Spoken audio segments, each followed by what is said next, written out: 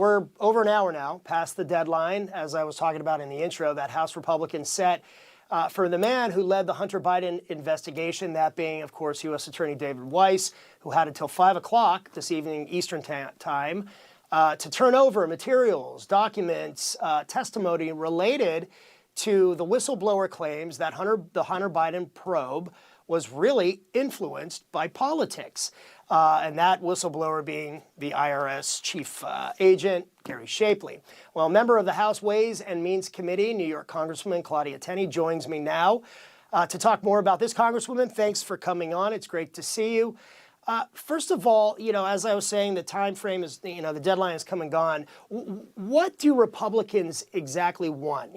Jim Jordan, who's on the Judiciary Committee, sent this letter, wanting testimony, wanting more documents based on Gary Shapley's testimony. And what happens now that this deadline has passed? Is there any recourse?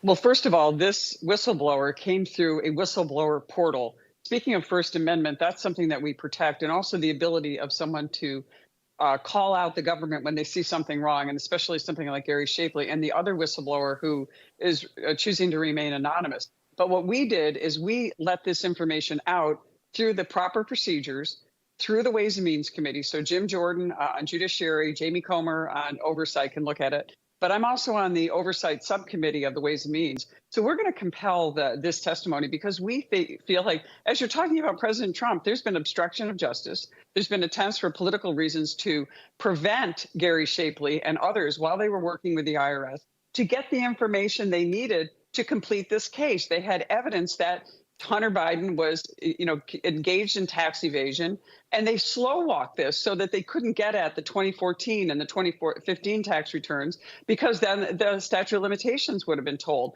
So this is the kind of stuff that it really upsets people when they see the politicization and the weaponization of, and also this, people say two-tier justice system. I don't see very much justice at all in our system when this type of thing happens. So we're going to compel this witness to come forward. Obviously, it's tough in the state of Delaware where he has been appointed. Well, we issue a subpoena and he's got to come in. Yeah.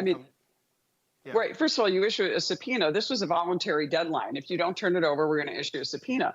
We have subpoena power and the ability, especially in the Ways and Means Committee, to actually get the IRS to provide these documents and DOJ. Now, can we prosecute? No, we don't have that power. But we could actually look to local prosecutors to actually take up this case.